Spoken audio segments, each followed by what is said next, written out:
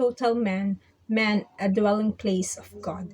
One of the most important aspects of man's uniqueness is that God created man to be his dwelling place. We often think of heaven as the dwelling place of God, or perhaps the church, building, or temple, but the Apostle Paul discovered perhaps the greatest, most glorious truth in the entire universe. He discovered that God created man to be the very place in which he would inhabit. You are the temple of the living God.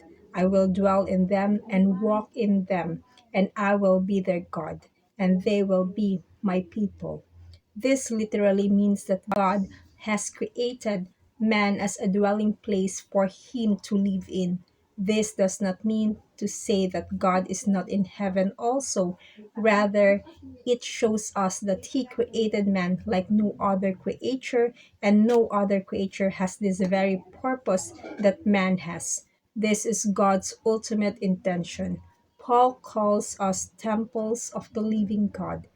We often think of the church building as the temple of God, when in truth, Acts chapter 7, verse 48 says that the Most High does not dwell in temples made with hands. Religion has tempted to make the building as the dwelling place of God, and therefore has put all its money, energy, and work in building a large edifice for God, totally ignoring and abusing the true temple of God. This is our high calling and purpose in life, to be a living tabernacle for God to dwell. The Old Testament concept of temple, tabernacle of God. In the Old Testament, God dealt with the Jews on a totally different way than he does with us today. He dealt with them on a natural, third dimensional way by giving them types and shadows of spiritual truths. He would give them detailed instruction for making altars, building tabernacles, and performing the sacred rites and activities. All these things were nothing but types and shadows, pointing and preparing his people for Christ, which would eventually bring the fulfillment of all the rites, rituals, laws, covenants, and prophecies. The three central elements in the Mosaic covenant were the sacrifice, the priesthood, and the tabernacle. These together are parts of and coupled with the Mosaic law constituted the revealed basis for the covenant relationship between God and his chosen people. They constituted the approved way to God, atonement, God dwelling with his people in covenant fidelity. The New Testament brings out the light, truth, and the fulfillment of all the old covenants, laws, and rituals. In the book of Hebrews, we see how Jesus Christ is the fulfillment of the sacrifice, priesthood, and tabernacle. Jesus Christ is our great high priest. Therefore, we have no need of an earthly priest. The priesthood in the Old Testament manner has passed away and has been expanded to include all believers. So also, Jesus Christ is the true and perfect sacrifice offered once for all, so that no further sacrifice is either necessary or possible. The sacrificial system has been completely unnecessary because all that was prefigured in the Mosaic covenant was fulfilled in the death of Christ. There is no more sacrifice except as the church present herself as a living sacrifice. It is also true, but much less emphasized, that Jesus Christ is the fulfillment of the tabernacle, for Christ has entered not into a sanctuary made with hands, a copy of the true one, but into heaven itself, now to appear in the presence of God on our behalf. The need for an earthly tabernacle has passed away. The Word became flesh and dwelt among us. Jesus identified his body with a temple.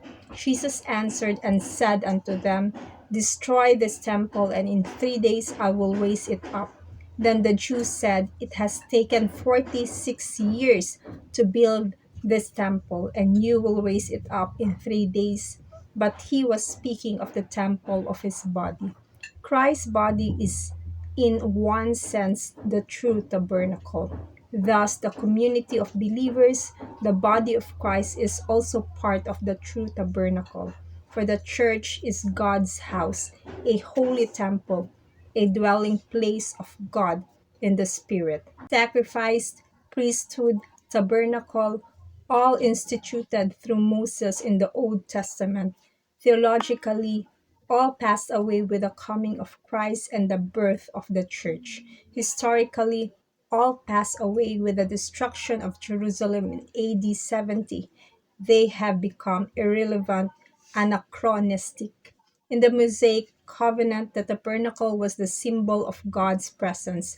Let them make a sanctuary that I may dwell in their midst. The central idea was God's habitation with his people. God could not only dwell in the hearts of his people because of their unregenerated condition.